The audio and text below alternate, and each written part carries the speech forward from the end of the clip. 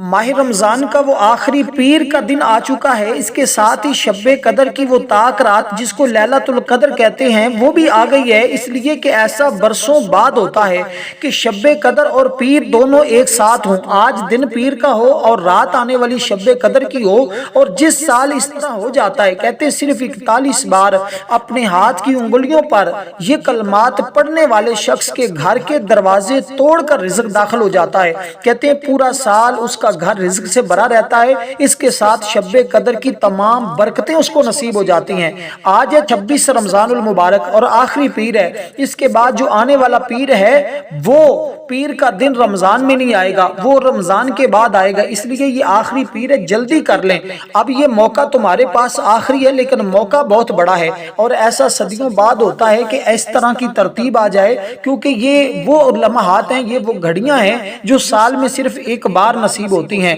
اور ایسا تو ویسے برسوں بعد ہوتا ہے لیکن یہ آخری پیر تو ہر سال آتا ہے۔ لیکن آج آپ کو وہ خاص عمل جو اس کے اندر پڑھا جائے گا، وہ خاص کلمات، وہ خاص دعائیں آپ کی خدمت میں پیش کرنے لگا ہوں، جو آج کے دن پڑھی جائیں گی تو پھر رزق کی کبھی کمی نہیں آئے گی، اور رزق اتنا برسے گا کہ تمہاری نسلوں تک رزق نہیں ختم ہوگا۔ اس لیے دوستو آج ان مبارک گھڑیوں میں، آج ان مبارک لمحات میں آپ نے کچھ اس طرح کرنا ہے کہ سب سے پہلے آپ نے آج باوضو ہو کر، چاہے تو شب قدر کی رات میں یا آج پیر کے دن میں، جس وقت چاہیں آپ اس عمل کو پڑھ سکتے ہیں۔ دیکھیں آج رات بڑی ہی اہم رات ہے اور دن بڑا ہی اہم دن ہے۔ آپ نے کرنا کچھ اس طرح کے باوضو ہو کر کوشش کریں کسی ایسی جگہ پر بیٹھ جائیں جہاں آپ کے ساتھ کوئی کلام نہ کرے اور نہ آپ کسی کے ساتھ کلام کریں، اور بالکل خاموشی کے ساتھ چند منٹ لگنے ہیں، چند منٹوں کے اندر آپ اس عمل کو کر کے یہ تمام برکتیں حاصل کر لیں گے، کیونکہ یہ آنے والی رات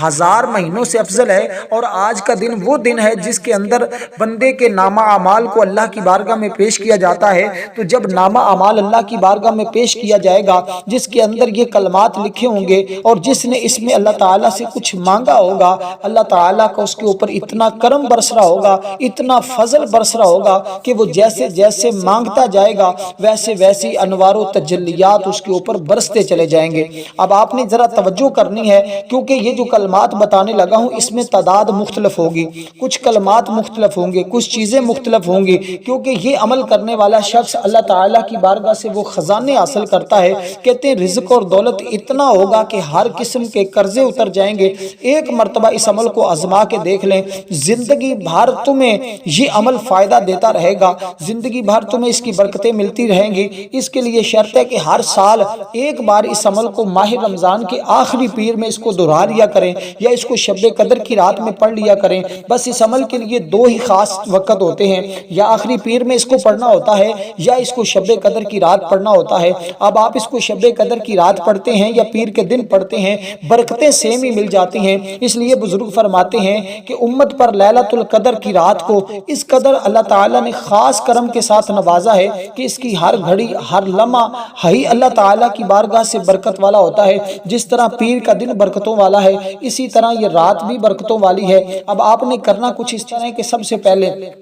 باوضو ہو کر، آپ کا کوئی بھی بڑا مقصد ہے، آپ بہت زیادہ مقروض ہیں، کوئی بھی سب سے بڑی پریشانی ہے، کوئی بڑا سے بڑا غم ہے، کوئی بڑے سے بڑی تکلیف ہے، کسی بھی قسم کی مشکل کے اندر مبتلا ہیں، بس آپ نے سب سے پہلے درود پاک پڑھنا ہے، جس کی تعداد فقط صرف اور صرف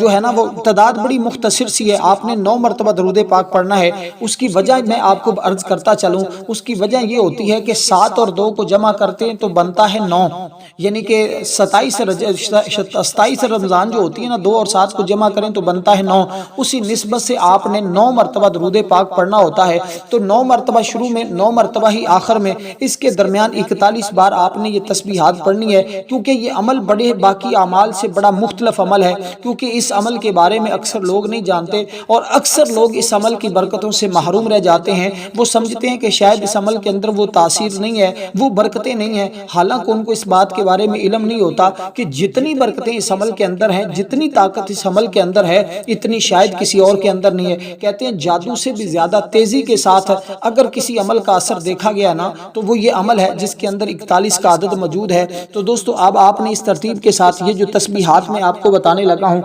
आपने दुरूद पाक पढ़ लिया। आगे आपने जब अमल पढ़ना, दुरूद पाक से पहले नियत करनी जरूरी है। ये मैं बार बार इसलिए बता रहा हूँ कि नियत के बगैर आपको पता है कोई भी अमल अल्लाह की बारगाह में मकबूल नहीं होता। जिस अमल को नियत के बगैर पढ़ा जाए वो अमल बेफायदा हो जाता है। इसलिए नमाज के लिए नियत की जरूरत होती है, रोजे के लिए नियत की जरूरत होती है, हज के लिए नियत की जरूरत होती है, हर एक अहकामात के लिए नियत की जरूरत होती है। तो फिर इसलिए आज क्यों ना हो कि आप अपने कोई भी मकसद है, कोई भी हाजत है, कोई भी आरजू है, कोई भी तमन्ना है, फौरी तौर पर आप इस अमल को पढ़ के तो अपनी वो तमन्ना, वो हाजत, वो दुआ कबूल करवा सकते हैं। इसलिए कि लैलतुल कदर आज की वो रातें हैं कि जिसके अंदर आसमान के दरवाजे खुले हैं। जो शख्स भी इसमें नमाज अदा करता है, अल्लाह का जिक्र करता है, कुरान की ये सूरत पढ़ता है और ये खास कलमात पढ़ता है, अल्लाह ताला उस बंदे को अपनी रहमत के जरिए इतना नवाज देता है कि हजरत सैयदना नूह अलैहिस्सलाम ने 950 साल तबलीग की, नबी अलैहिस्सलाम ने सिर्फ 30 बरस तबलीग फरमाई।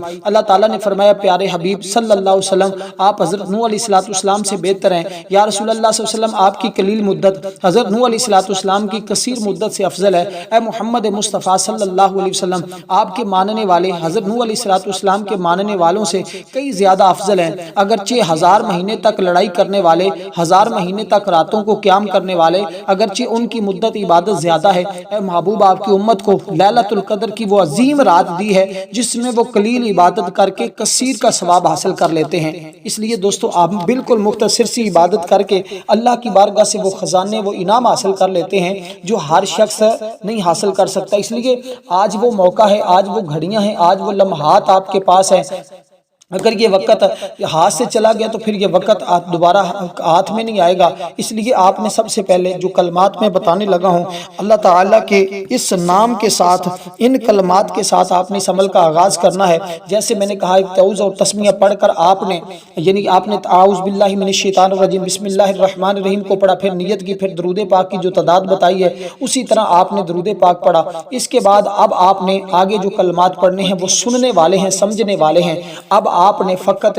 तसव्वुर ये रखना है कि मेरा रब मुझे माफ़ फरमा देगा जो मुझसे गफलत हो चुकी है, जो मुझसे कोताही हो चुकी है, जो जाने अनजाने में मैं गुनाह कर चुका हूँ, अल्लाह ताला मुझे माफ़ फरमा देगा। इस तसव्वुर के साथ आपने 41 मरतबा ये इतने से कलमात पढ़ने हैं, अस्तगफिरुल्लाह व अतूबु इलैह। ये दोनों आपने इसी तरतीब के साथ इकट्ठे ही पढ़ना है, अस्तगफिरुल्लाह व अतूबु इलैह। ये इसको एक तसव्वुर करना है, इसी तरह आपने इसको पढ़ते रहना है। हाथ की उंगलियों पे पढ़ें या तस्बीह के दानों पे पढ़ें, जैसे आपके लिए आसानी हो आप उसी तरतीब के साथ पढ़ेंगे, क्योंकि यही वो चीज़ें होती हैं जो इंसान को बुलंदियों पर ले जाती हैं। यही वो लम्हात होते हैं, यही वो घड़ियां होती हैं जो इंसान को अरूज दिलाती हैं। यही अगर वक़्त ज़ाया कर बैठे इंसान तो फिर वो बहुत बड़ी बरकतों से महरूम रहता है। इसलिए ये रात ज़ाया करने वाली नहीं है, ये दिन ज़ाया करने वाला नहीं है। इसलिए कि इस दिन के अंदर भी ख़ास बरकतें हैं, इस रात के अंदर भी ख़ास इनामात हैं। अब आप इस तरतीब के साथ जब इसको पढ़ेंगे तो तसव्वुर जैसे मैंने कहा है, नियत जैसे मैंने बताई है, अक्सर लोग नियत में और इसमें गलती कर जाते हैं पढ़ने में और तादाद में। तो आपने तादाद का भी खास ख्याल रखना है, तरतीब का खास ख्याल रखना है, और इसमें जो चीज़ें जिस तरतीब के साथ बताई जाएं, जिस तरह बताई, क्योंकि जो लोग दौलतमंद बनना चाहते हैं, जो गनी होना चाहते हैं और जो चाहते हैं कभी भी हमारे घर से रिज़्क और दौलत कभी ख़त्म ना हो, उनके पास ये सबसे बेहतरीन मौका है।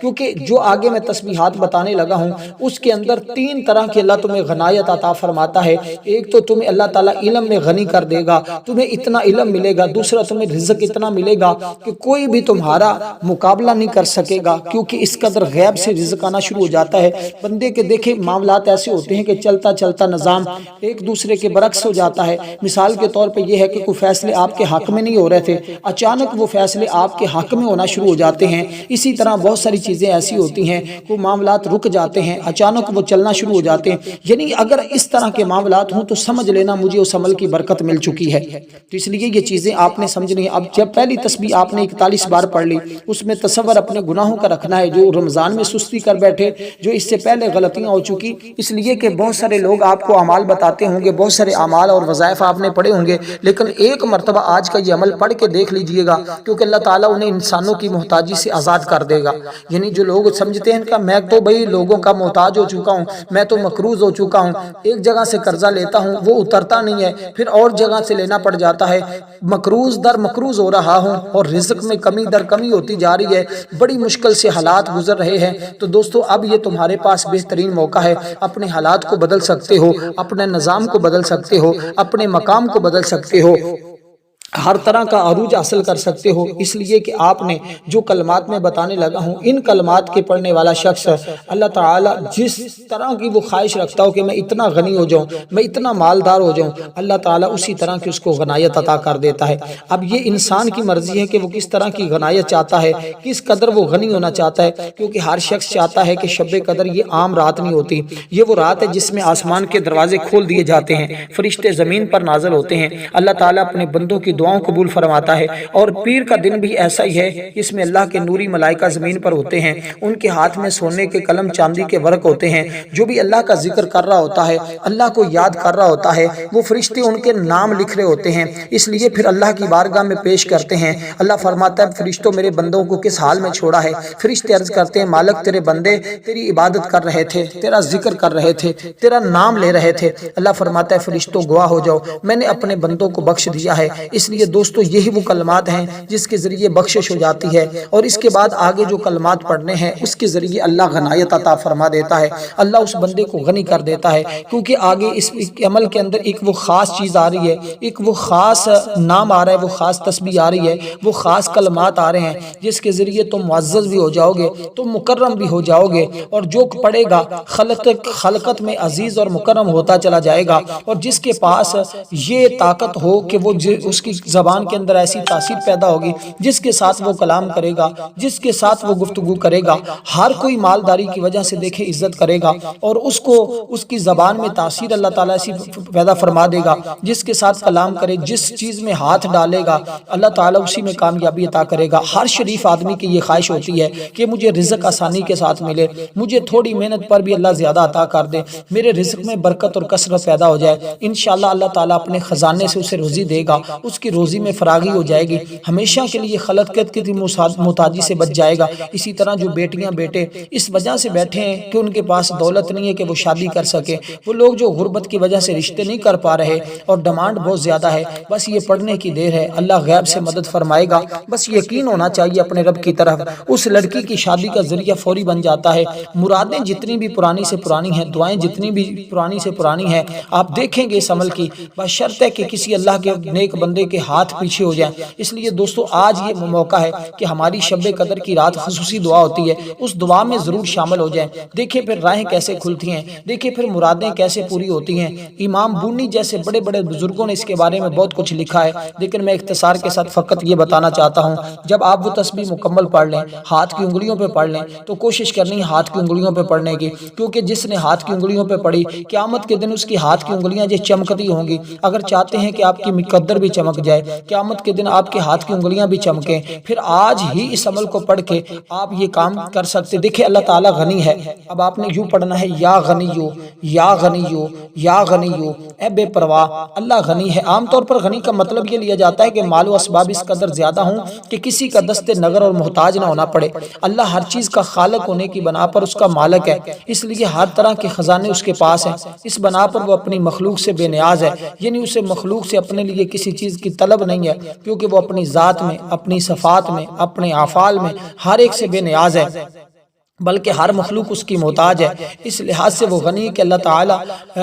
ہر مانگنے والے کا سوال سنتا ہے، اس کی حیثیت کے مطابق اسے عطا بھی کر دیتا ہے۔ وہ اپنے جود و کرم اور فضل میں سب کو سب کچھ دینے والا ہے۔ اللہ تعالیٰ کو اس طرح پکارنے سے انسان میں وہ قناعت پیدا ہو جاتی ہے، دوسرے لوگوں کے احساس ہمدردی پیدا ہو جاتا ہے۔ اس لیے یہ لاجواب عمل ہے، جس شخص کی دکان نہ چلتی ہو، آمدن کم ہوتی جا رہی ہو، جس کے لیے کوئی راہیں نہ کھلتی ہوں، بس آج موقع ہے، آج اپنے لیے ساری راہیں کھلوا لے گا۔ آپ اپنے لیے لیے وہ مقام حاصل کر لے، کیونکہ آنے والی رات 83 سال اور 4 ماہ کی عبادت کا ثواب جس کے کھاتے میں لکھ دیا جائے بالکل تھوڑے سے عمل سے، کیونکہ اس رات میں جبریل امین بھی زمین پر تشریف لاتے ہیں، فرشتے ان کے لیے دعا کرتے ہیں، جو نماز پڑھ رہے ہوتے ہیں، جو قرآن پڑھ رہے ہوتے ہیں، اور جو یہ ذکر کر رہے ہوتے ہیں، اسی طرح رب کو پکار رہے ہوتے ہیں۔ اور اس تسبیح کو صرف آپ نے دوستو چند بار پڑھنا ہے، صرف 41 بار، کوئی زیادہ عدد ہے؟ بالکل مختصر سا عدد ہے۔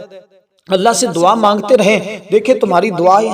کہتے ہیں اس رات میں وہ جتنی بھی دعائیں مانگتا ہے، یعنی کہ آپ اگر بار بار دعا مانگ رہے ہیں، 5 منٹ کے بعد پھر آ کے دعا مانگتے ہیں، جتنی بار بھی آپ دعا مانگتے جائیں گے آپ کی دعا ہر بار قبول ہوتی جائے گی۔ اس لیے کہ نبی علیہ السلام کا معمول تھا کہ جب رمضان کا آخری عشرہ شروع ہو جاتا تو نبی کریم صلی اللہ علیہ وسلم رات بھر عبادت کرتے، اپنے گھر والوں کو جگاتے، کمر کس لیتے، زیادہ سے زیادہ عبادت کرتے، ہمیں بھی سکھاتے کہ ان راتوں کو ضائع نہیں کرنا، خاص کر یہ جو رات شب قدر کی رات ہے اس کو ضائع نہیں کرنا، خاص کر یہ جو پیر کا دن ہے اس پیر کے دن کو ضائع نہیں کرنا۔ اس لیے ذکر و اذکار میں کون کون سی چیزیں شامل ہے میں یہ بات عرض کرنا چاہوں گا۔ ایک سے اس رات دعا ضرور مانگنی ہے، کیونکہ دعائیں اللہ قبول فرما لے گا۔ اگر ممکن ہو، حسب توفیق ہو تو صدقہ بھی ضرور کر لینا ہے، کیونکہ صدقہ کے ذریعے بہت سارے مسائل فوراً حل ہوتے ہیں۔ اکثر ہم اعمال اور وظائف تو پڑھتے رہتے ہیں لیکن صدقے کی طرف ہمارا دھیان اور توجہ نہیں جاتا۔ یہ بات ذہن میں رکھیے گا، جب تک اپنا دھیان اور توجہ آپ صدقے کی جانب نہیں نہ لے کر جاتے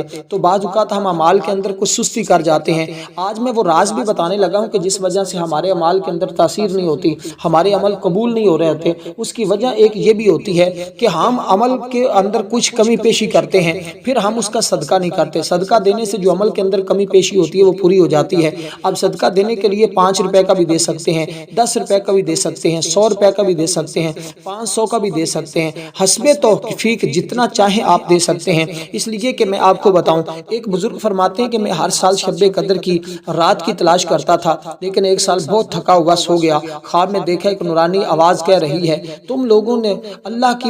تم نے لوگوں کی مدد کی ہے، اس لیے اللہ تمہیں شب قدر کا ثواب عطا فرما دیا ہے۔ اس واقعے سے معلوم ہوا کہ وہ جو نیکی کریں اور خدمت خلق کرے اللہ کے نزدیک بہت بڑی عبادت ہے، اس کی تمام عبادتیں قبول ہو جاتی ہیں اور اللہ تعالیٰ کو اس کو قرب نصیب ہو جاتا ہے، اللہ کی رحمتیں اور اللہ کا فضل اس کو نصیب ہو جاتا ہے۔ اب دوستو جب آپ نے یہ کلمات پڑھ لیے،